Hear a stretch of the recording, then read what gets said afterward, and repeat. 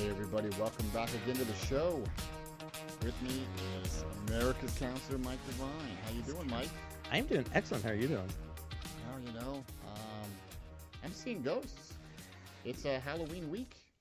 And apparently Sam Darnold is seeing ghosts. I don't know if that was commiserate with, almost, having a viral infection or rusty or literally seeing ghosts. He's sitting on the sidelines.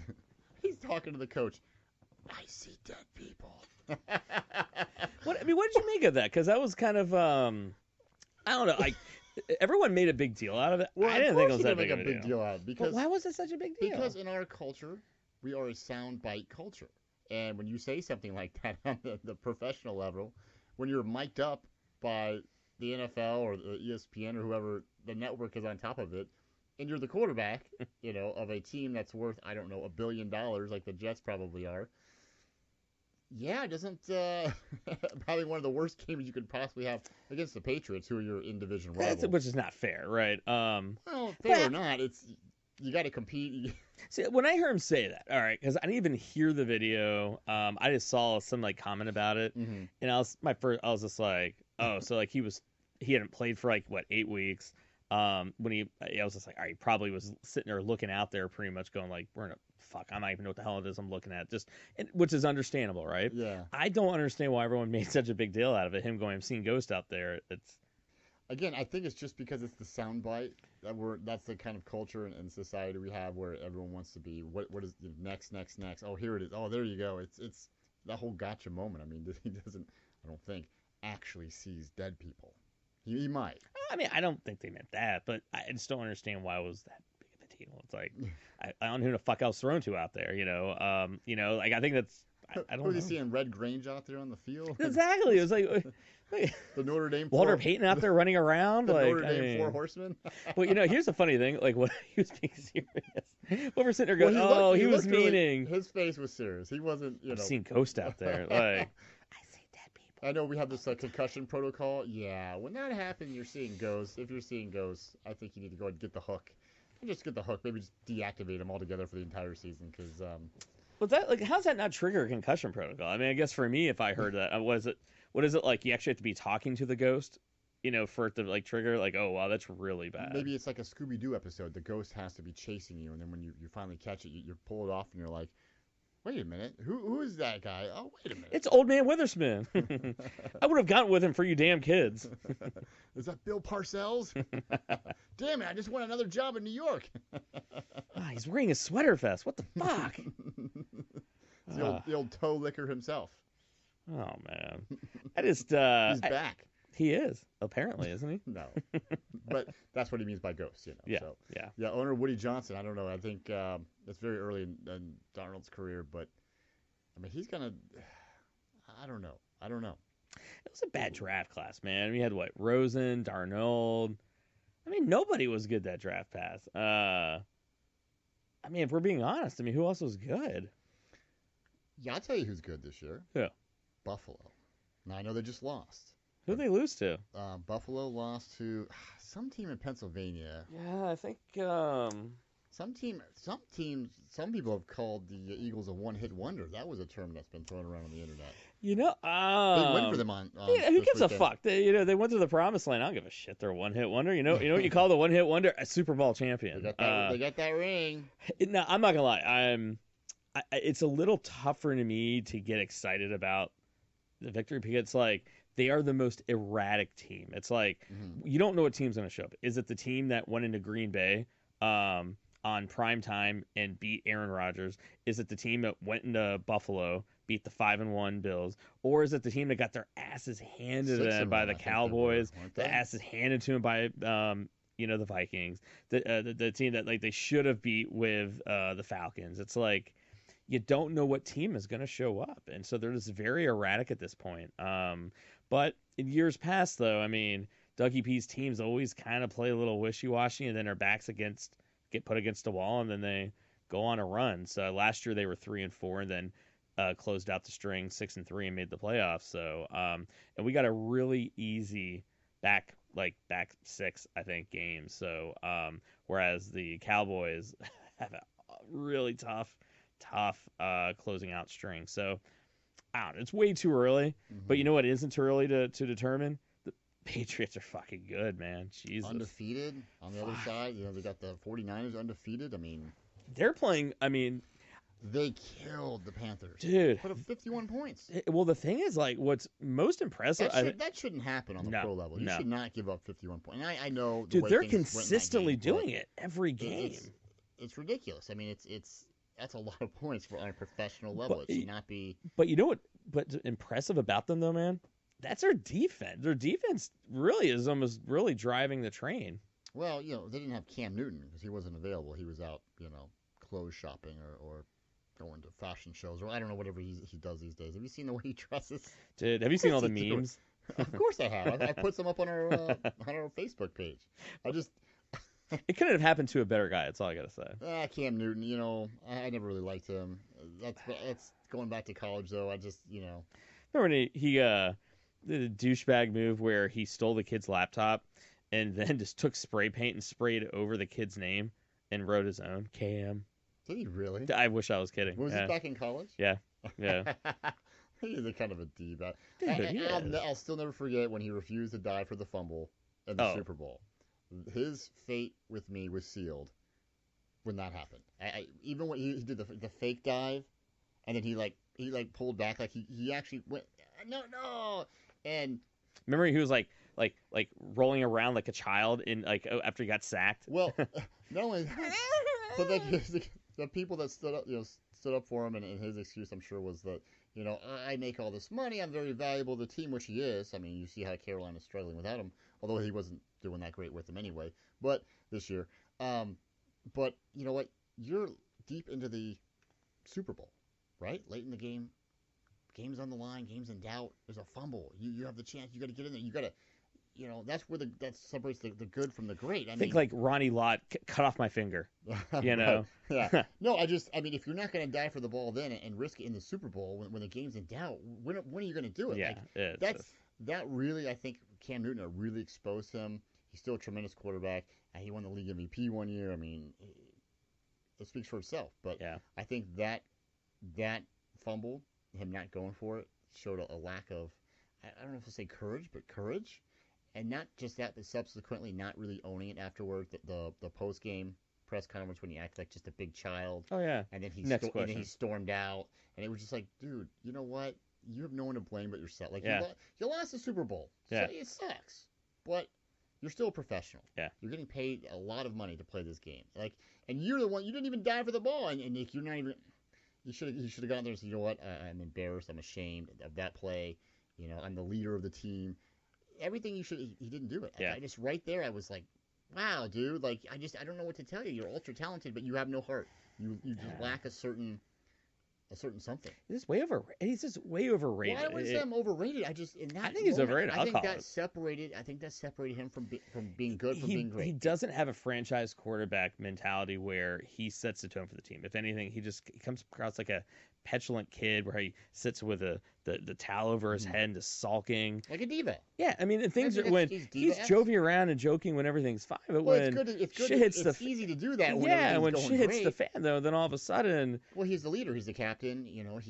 He's the franchise quarterback. I think it was Julius Peppers, like in his his rookie year, when he was sulking after a bad game, and when a defensive guy has to come over to you and tell you, like, dude, like, stop sulking, like, this is your team. It's like, dude, you just do not get it. Well, and I don't know. I know they have a lot of money invested in him, but he's coming back here, I don't know, relatively soon. I dropped him from my fantasy league. I got tired of waiting on him, so he had, I guess, he's been injured the last, 3 years? I mean, with the shoulder, two? He runs a lot, too. I mean, don't get me wrong. He's a heck of a talent. I think he lacks that it factor. Mm-hmm. That, again, a lot of talent, but I don't know if he's got that mentality. I hope he gets that, because he has a chance to still be a real wrecking force. And he has been. I would argue, dude, he's like, 30 now? Like, if he was going to develop it, he would have developed it by now. Well, it's maturity, too. But like I said, man, that's one thing I will always remember. He could go out and win 3 Super Bowls in a row right now, which he won't, but he could. But I will always remember that. Just not in the Super Bowl. It couldn't have been like a regular season game. It couldn't have been a playoff game. It had to be in the Super Bowl, and it was. I don't know what to tell you, man. I think it was a fumble that he lost, too, if I'm not mistaken. Son of a bitch. Son, what are you doing? Like, you gotta... Wake up. At least Mark Sanchez took ownership of the butt fumble. Sanchez. I mean, at least he took ownership of it. I mean, Sanchez. Here's Sanchez, and here's Newton's talent. Like it's not even close. It's not even close. But anyway, moving on to other. I don't know how we got off on that tangent, but it happens. Moving on, the rest of the NFL. The Niners, like we said, look tough. Are we looking at a Niners? Patriots Super Bowl, both undefeated. I mean, it's too early to tell. Bowl, I mean, so far they. I think it's too early to tell because Mahomes is still injured. He's gonna be out for a little while. Mahomes will be back in a week or two. They said. Well, they think so, but I'll believe it when I see it. I'm not saying it can't happen, but so. I mean, you got to look at the NFC side. I mean, all right. So I always think if you're 4-0, it's like, all right, you're 4-0 in a preseason, basically. Let's be honest, right? You're 7 now, 8-0, or dude, you don't get that way by accident. They're playing good on all sides of the ball. They have a ferocious defense that forces turnovers. They got a fucking beast of an offensive line. Are you talking about the Patriots or the Niners? Niners. Jimmy G is a fucking stud, man. That dude literally, he's good. I think dude, go look at this dude is literally not even started a full 16 games, and look at the games that he's started. I think he's a leader. And now I'm not saying that they're going to win a Super Bowl. I think he's the real deal. I think now he's no Aaron Rodgers. No, he's not Aaron Rodgers. But I mean, I think he's the real deal. I don't know if he's going to be because you can be the real deal and not be Tom Brady, Aaron Rodgers, Joe Montana. You could be a badass, right? And so, I think the only thing that injuries are always going to be killer. So Matt Breida, I don't even know how long he's going to be out for. I know he has a high ankle sprain, which is going to nag you for a speed running back. So you have to worry about that. Oh. Their wide receiver situation. I mean, name one wide receiver for the 49ers. Exactly. Are they going to get neutral? I don't watch a lot of Niners. And that's where I want to. And that's where it's you don't really know. So I got to tell you, when my team, the Bears, are doing as well as they are, it's hard to watch some football. Not hard, but you're not as invested. Yeah. I mean, one thing I am still greatly invested in, and always will be, is college football. Yeah. Now, the new rankings came out this week, as they do every week, and it's interesting because the top teams this week, I think it's Alabama, LSU, Ohio State, and I think maybe even, Clemson? All have byes this week. Or maybe it's Penn State. But anywho, so there's not going to be really much of a change coming up. So I thought it was a good time to talk now, since we have a week off for most of the top teams here, to discuss who, in your opinion, is who deserves to be number one? Let's start right there. I like your opinion, Mike. Who do you got in your top 5? Because there's a lot of debate around the country on honestly who it should be. I think Ohio State. They have fucking decimated everybody, ranked, unranked. They have, my only fear is that they really have not had a close game. I mean, I know Wisconsin was a little bit beaten up from the week before, but dude, 38-7. I think only mentally they were beaten up. Oh yeah, 38-7, dude. I mean, come on. I think if you look at score to score, who we've played, because that's not much different than who Alabama and some of these guys have played. Alabama hasn't played. Literally. Now, Alabama will play. They will, but just not right now. Alabama's like Clemson. Yeah. They haven't. Well, Clemson's not going to play anybody tough till the playoffs. Yeah. But Alabama, they will play some tough. They haven't really played anybody tough yet. Yeah. Who do you have number 2?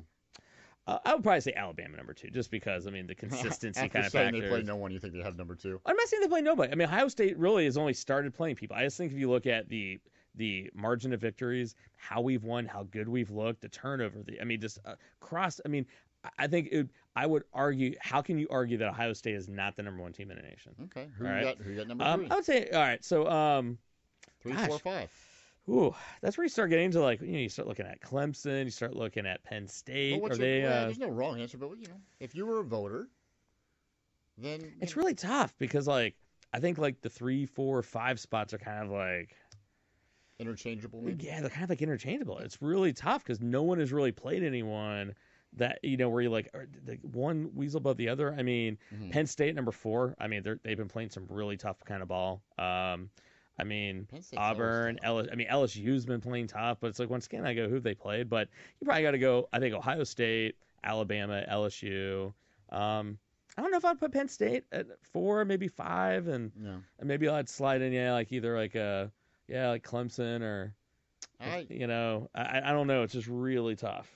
I understand. It's all opinion right now at this point. That's why we're on the Armchair QB show. It's all our opinion. I personally think that if I had a vote, and I'll give you my reasons why, I would have number 1 team in the country. I would have LSU number 1, followed by Ohio State. Number 3, I would probably have Alabama, followed by Penn State, and then Clemson rounding out the top 5. And the reasons for that is I feel like out of the group of those 5, I think LSU, as of right now, has played the little bit of a tougher schedule overall. Yeah. Now, again, there's still more games to be played, but as of right now, I think with that being said, excuse me, LSU still has some defensive questions. Mm-hmm. I mean, they gave up 38 points twice, one time to Vanderbilt. I know.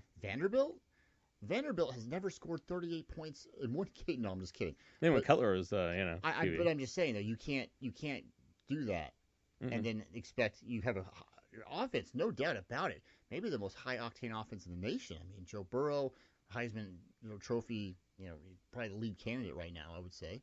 You have some other people nipping on his heels, but he's a stud. I got Ohio State 2, like I said, Alabama 3, Penn State 4, Clemson 5.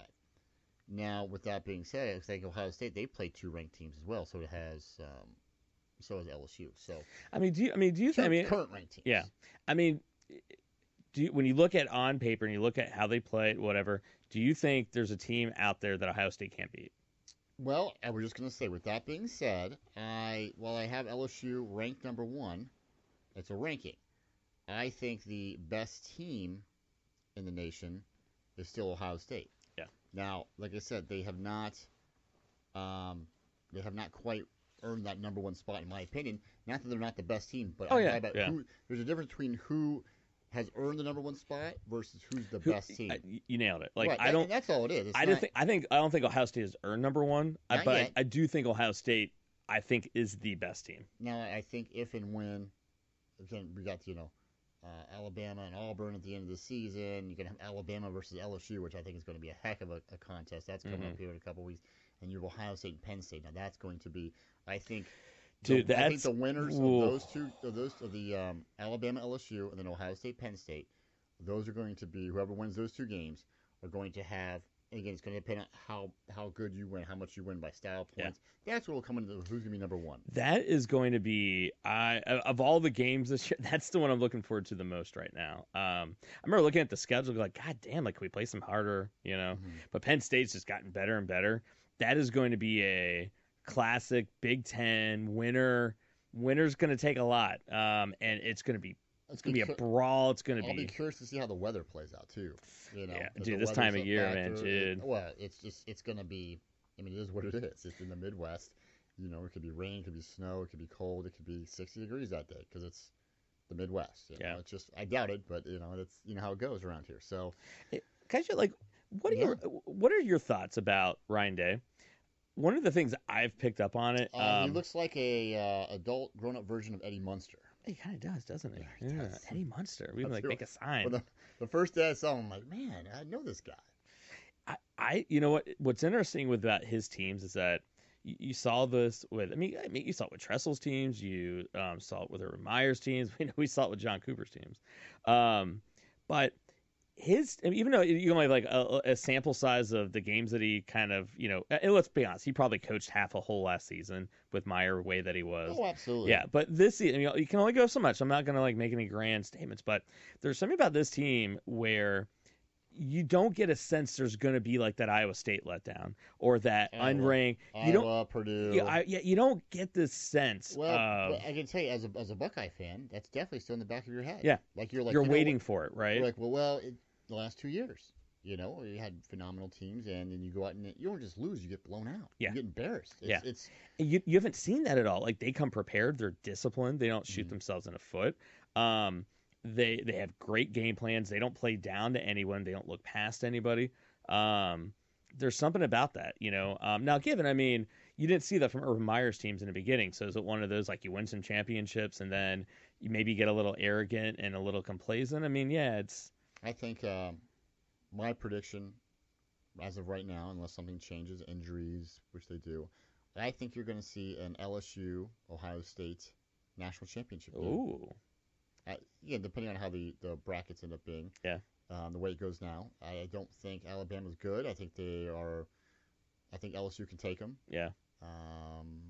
I think Ohio State. I think they can take Penn State, and I think that Ohio State can beat LSU. You know, LSU got the high octane offense, but the defense That's is the only suspect. thing that's I have seen, like, when you look at speed along the edges, that's where I've seen Ohio State get exposed a little bit on defense. I don't know if it's more of a outside linebacker, your edge defenders. They're but running more zone too. Yeah, you They see, really you get some guys that are fast. I mean, they're eating some chunks of yards. I mean, they tighten it down, but that would be the only thing that would really worry me of them, our linebackers being exposed. I mean, I'm cool with the secondary. Our line is getting pressure, but that's something that I would worry about. But I mean, dude, you're going up against Alabama, LSU. I mean, if you go, you're going to have to deal with some. I mean, yeah, Clemson. I mean, Clemson's good. I feel like they're missing something that they had last year. They just don't. I mean, they struggled against North Carolina.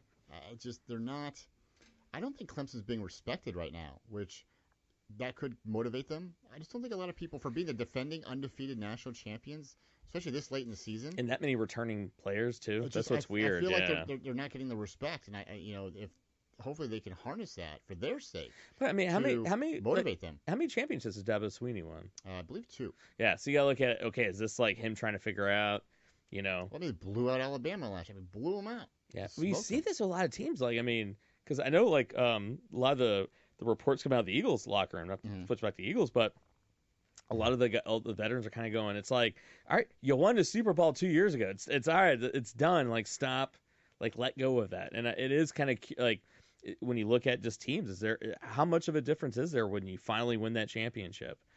Even in college, does a mentality kind of change where, that Super Bowl hangover is real? Well, I think as a college football fan, one of the great frustrations that I have is some of the weak schedules that some of these teams play. Yeah. And you can't pick on any team in particular, because to a point, some of the great teams at the top right now do have, especially at the beginning of the year, a weak schedule, and you have to wait until later in the year to get to those really good games and everything like that. And it's like, well, if you lose early in the year, then you could bounce back, but if you lose late, then you can't, and that's kind of sweet. Yeah. I think I don't know. I think that, but I figured out a way to possibly help solve this problem. I hear every year everyone puts down Alabama for, who are they playing early in the year? How about this? Try this on for size. So let's say last year, Alabama, Clemson, they go to the national championship game.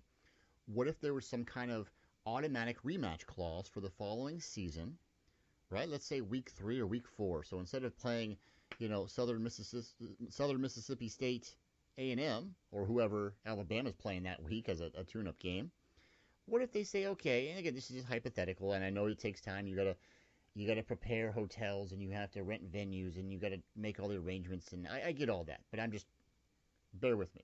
So what if they had something in place where, like, the national championship game from last year, so whoever, I don't know, wins the game. So let's say Clemson wins last year. So this year, automatically, Clemson has to come back to Alabama in week 3 or 4 as a kind of rematch. So what this is going to do, first of all, it's going to boost television ratings, right? Number 2, it's going to automatically boost both their teams' strength of schedule, right? If you're that good, you should be able to produce. Plus, it's going to give the losing team of the national championship now the home field advantage. They lost.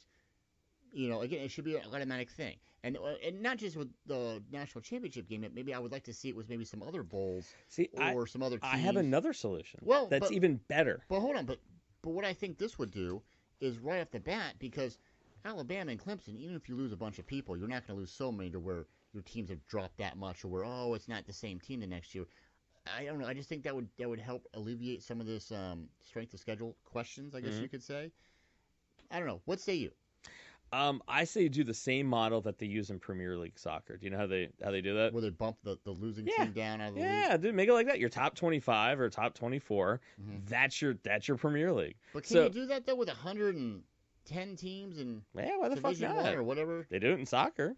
I mean, you have a top 25, and only so many are getting bowl games, so you're doing it anyway. Oh, man. So why not just have it to where if you're in the top 20, top 24, or whatever, then you play each other. So your schedule, I mean, can you imagine if. But don't you think though that would be the one flaw to that would be though like players transferring.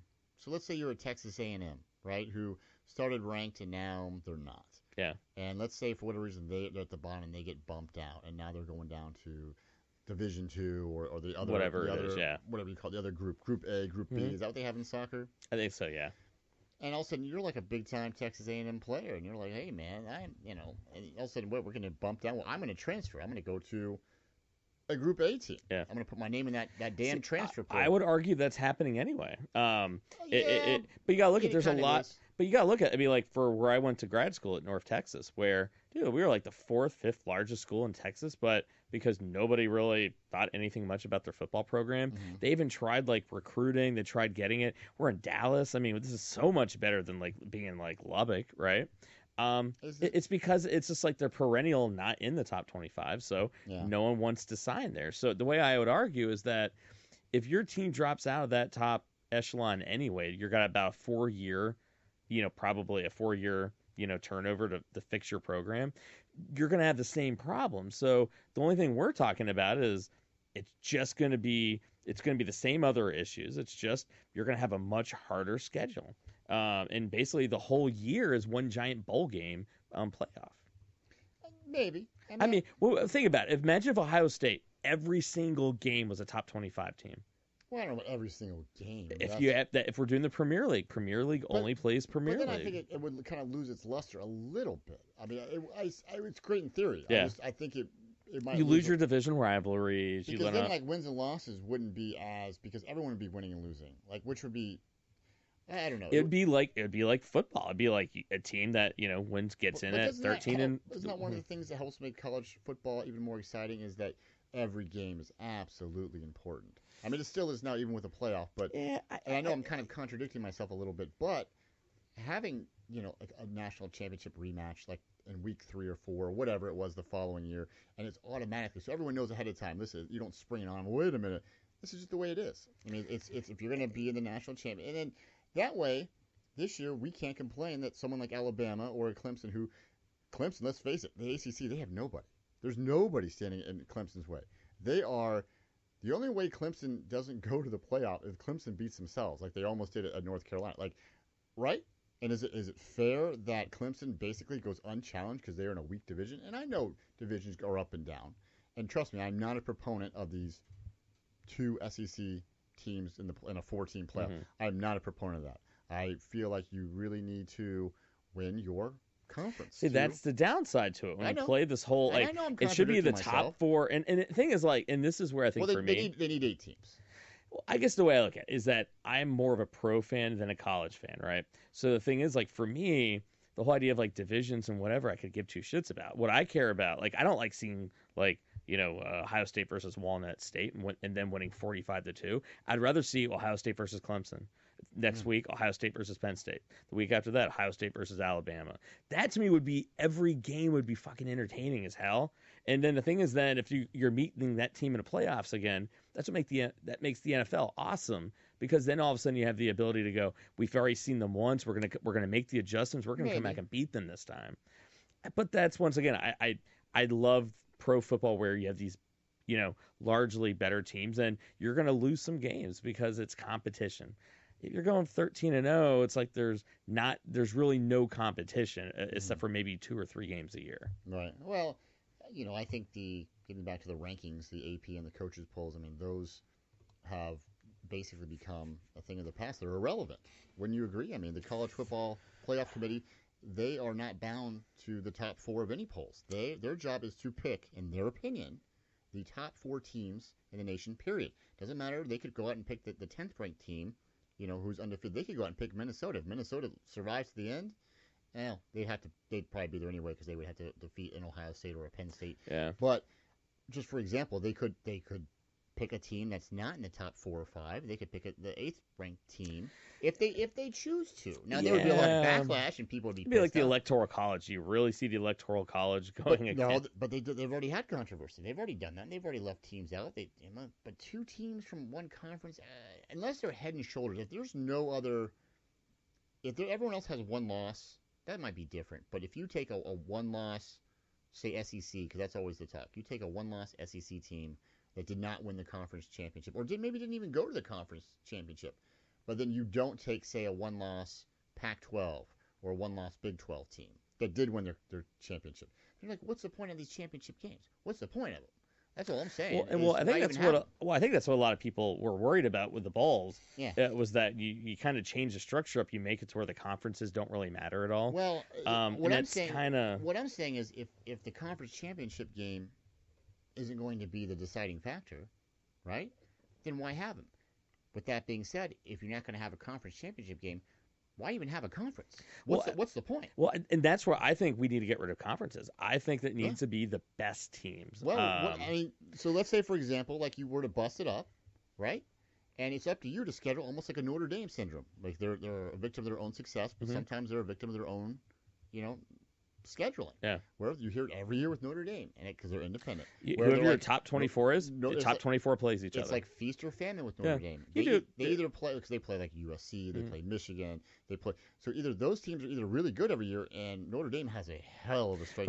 But remember, everything is year to year. So that's what I mean. But or Notre Dame, they play these Michigans and USCs and Army, or they're no good that year, and they're like, they didn't play anybody. But in this scenario, though, Notre Dame would be exposed if they were playing only top 24 teams. They would get exposed then because that's all who they're playing. So, like I'm saying, it's like, so if you were a team and it was up to you to schedule, like let's say you still had like your 4 or 5 old conference rival games, and you still kept those, but you weren't. Now Ohio State, for example, wasn't, they weren't obligated to pound Maryland, and they weren't obligated to, kick in Rutgers' head, two throwaway games, right?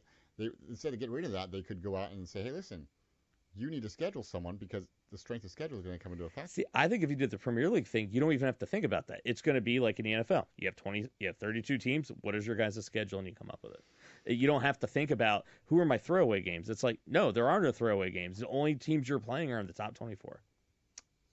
And if you don't finish in the top 24, now you'd have to create a whole criteria for preseason rankings and how that works. But I just think that's what I would prefer. You'd always know who the best teams are. You've basically neutered the championship games anyway. It's about who's the best team, because I don't know about you, but like I remember the year when I think it was the NFC South. It was a 7-9 team got in. Because that's the NFC South was garbage that year, and the Eagles were 9-6, and because they were on the third, outside the third wild card, they didn't get in. So a 9-6 team wasn't in the playoffs because a 7-9 team, because of some archaic rule of every conference has to have one in there. It's kind of like everyone gets a fucking trophy, no matter how good or bad it is. I think that if you have a team that has a better record than a conference champion, right? Let's say the second place SEC or second place Big Ten has a better record than say the first place Pac-12 or Big 12, which conceivably could happen. Then I wouldn't necessarily have as big of a problem sending 2 teams from the same conference. The problem I do have is when they have identical records, and one from the lesser conference, say the Big 12 championship or Big 12 conference rather, has won their championship. And then you take an SEC team that didn't win the conference championship, that has the same record, that didn't win their championship, or maybe didn't even go to the championship. So they didn't win their division, they didn't win their conference, but yet they get the nod over a conference champion because, we feel that they're the better team because their job is to put in the better team, not who's ranked higher.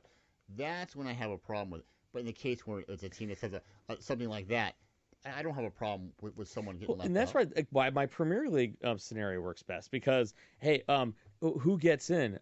We all played each other. Who beat the other one? Yeah.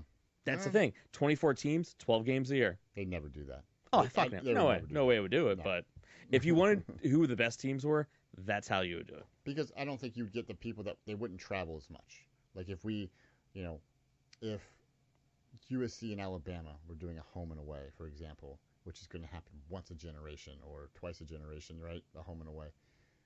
And all of a sudden, the people aren't going to travel from USC to Alabama. Let's just say, this is only going to happen one time. We're going to schedule it right now. It's going to happen in 2029 because they schedule it so far out.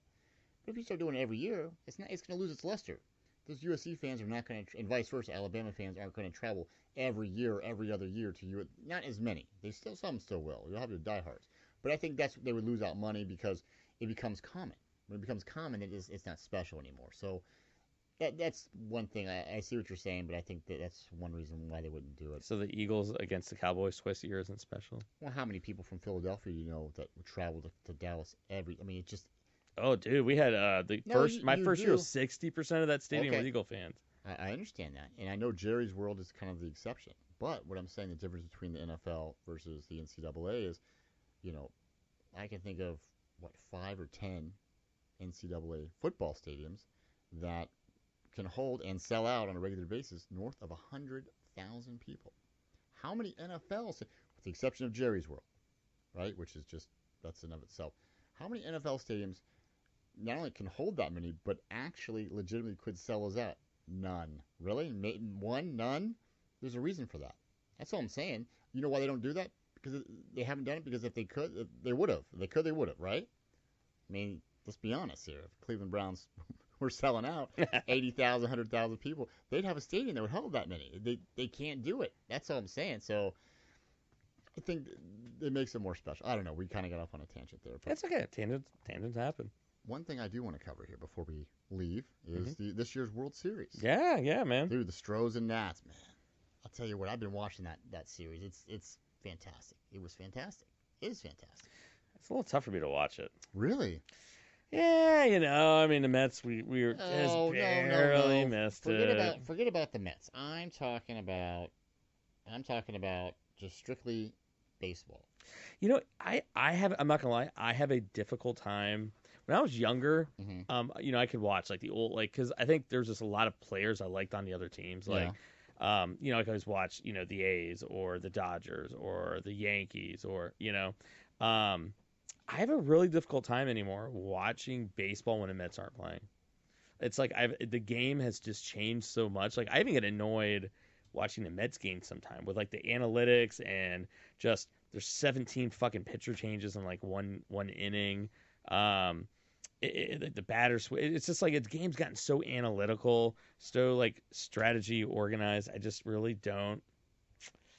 I don't know, man. It's really, really tough. Am I off? I'll pause it. I don't. All right, so I'm watching the World Series.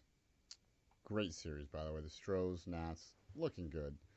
And then I start reading an article about how there's a need for basically robotic strike zone, like a robo-umpire to call balls and strikes, to take a hands out of the human factor out of it, because some umpires are going to give you one strike zone and the other one's going to give you another one, right? And even then, when you know your strike zone, it can still vary during the game. It just depends on where the catcher catches the ball, how long they say that he holds it for. They can frame it a certain way. There's a whole bunch of shit. What do you think about that? Do you think, assuming the technology's there, that it's time that they do that to take out that human factor from balls and strikes? They still have calling people home or safe and out at home plate and first base and things like that. But do you think that with all the technology, they should have just a robo-umpire to make it more uniform? I'm going to say no. I mean, I think certain sports, like I think football, where I think I'm a lot more about technology, racing. I'm all about technology, where how you call something, laser lines and all that. I'm all about that, okay? The thing, though, about baseball, the very essence of the game is the umpire, the human factor, the human element, and how pitchers have to adjust to, okay, this umpire is going to give me that corner. Oh, they're not going to give me that corner. And to me, it's what's part of the game. I don't mind like instant replay to for really big calls, especially when they're egregious. But I think, they kind of already have the computerized. It's called Quest Tech. Whenever you're watching a game, you'll see the little box, right? You'll have somewhere. But that's my point, though. Like, let's say they're using this Quest Tech, but then all of a sudden you see a ball that goes out just outside the strike zone, and it's called a strike three. Like that. As a fan, what do we cover? So, all right. So, picture it. You're watching a game. You got your little box, right? Yeah. So, what if 1 inch of the ball is on the line on the inside versus the outside? Well, they have to make it. They have to whatever they have to do if they're going to do that. they're going to have to make it a uniform policy. And so, like you said, like you almost said, almost have a microchip in the ball. Maybe they do have a microchip in the ball. The technology's there. I mean, that's they what probably I mean. could. Like they mess with the ball. They have juice ball. Now they have the shiny balls. Yeah, you can't. Yeah, they mess around with it on that. So don't tell me it's some kind of holier than thou. You can't mess with the ball. They mess with the ball. Major League Baseball does. I think that part they can figure out. I think part of the game. Whatever they do, should make it consistent. They should have consistency because it's frustrating. It can be frustrating as a fan to watch. First of all, you see the strike zone shrink more and more every year. This is a fact. Everyone knows this, right? And it's the strike zone should not be arbitrary. It should just be it is what it is. If you're inbounds, you're inbounds. You're not inbounds. But sometimes you're out of bounds. But clearly you're over the line. Yeah. But, well, in my mind, and you're like, wait a minute. Especially when it happened with the reason why I bring it up because it happened in the game the other night where there was a called strike 3 and the ball was outside the box on TV and it was just like, and it changed helped change the outcome of the game. So I guess for me, like I was a pitcher, right? I'm not saying I was a good pitcher, but I was a pitcher. To me, like I look at that's part of the game. That umpire, that's what he's calling. I'm going to adjust my game. You think robots are gonna take over sports in the world? One of the reasons, like if it's not the Mets, a lot of times, man, like I have a really difficult time watching. Like football, I can watch all football, right? Baseball, I have a really difficult time watching baseball when it's not the Mets. The game has gotten, even when the Mets are playing, the game is so analytical, so statistical, so like 7 different pitchers in one inning, right? So what about this? Let me ask you this: what if the Terminator's behind home plate calling balls and strikes? You're out. What? I look at it having it's just me though. Having a AI doing the umpiring is the equivalent of having AI pitching the balls. To me, it's that to me like baseball. It's that much part of the game. It's kind of like why I love IndyCar more than Formula One. There's no power steering. They still have to shift themselves. Well, it's not like the car's driving itself and you're just sitting in there. Yeah, I wouldn't worry too much about. I know some people are worried about technology maybe taking over. I've ran on that more than once, but yeah. And I'm worried like, man, all this machine, this AI, it's going to do this. And then I go to Walmart and I go to the self-checkout line because Walmart only has 2 checkout people. They got 30 aisles of checkout, right? Yeah. Maybe 2. We're talking on a Saturday, 3 p.m., 6 p.m., their busiest time. They have 30 lines. Only 2 of them are open. 10 people in each line. Because why would you open more than two lanes during your busiest time? So I go to the checkout line, put my stuff up there, right? Get my milk. Beep. Get my orange juice. Beep. Get my canned goods. Nothing. Scan it again. Nothing. Scan it again. Nothing. Scan it again. Beep. Get it. Put it in. Go to scan something else. Beep. Put it in. Put something else in, and it tells me for the previous good. Please remove from the bag. And I'm like, why? Or please place in the bag. I'm like, it's in the bag, mofo. No, nothing. Please wait for attendant. I look over the attendant. Yeah, it's busy in the self-checkout because nobody wants to wait in the 25-minute line. It takes me longer to check out than it does to actually shop at Walmart. WTF. So I'm waiting for this lady to come over. I swear to God, she has a walker. Comes over. Beep, boop, boop, boop, boop, boop, boop. Works. Walks away. I start scanning. A minute later, the same thing happens. Because I got like 30 items because I can't wait for this line. Lady comes back over. Beep, boop, boop, boop. Then keeps saying, please place in the bag. Please remove from the bag here. What are you talking about? Which one is it? Make up your mind. My point is, if the goddamn self-checkout line at Walmart cannot work, right? And all you got one job to do. You just scan it. I have decided that I am no longer worried about AI technology or machines in general taking over jobs or humanity in general, all right? Or taking our freedom or enslaving us. They can't even check out the goddamn groceries. It's amazing. We have all the technology in the world, and then sometimes I feel like we still live in the fucking Stone Age. So that's all I'm going to say about Robo-Umpires. So hey, that's what grinds my gears. That's what grinds my gears. On that note, everybody, we're going to go ahead and wrap it up. I hope you have a good Halloween this week. I went ahead and wore my Chainsaw Massacre shirt. Mike's wearing the Eagles, which that's kind of a nightmare at times too, but that's a whole other story. So, Rocket Man. For myself, Bill Reed, you have been listening to the Armchair QB show here on the 614 Radio Network. All day. For myself, for Mike Devine, he is America's Counselor. Check him out on Gray Matters Radio as well, so he can tell you how fucked up America is there too. So, Michael, anything else to add? No, I think I'm good. Not the most. he's not the best color commentary in the league, for We're out of here on that note. Until next time, America.